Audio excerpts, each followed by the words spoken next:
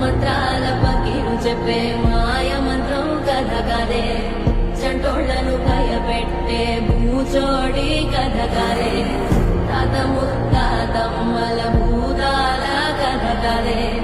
విక్రమాదిత్యుడు చెప్పిన వేదాళుడి కథ కదే దీపము నుండి బియ్యం వచ్చే అల్లావుద్దీన్ కథ కదే ఇది ముడత చర్మం ముసలి చెప్పే కథ లాంటి నిజమేలే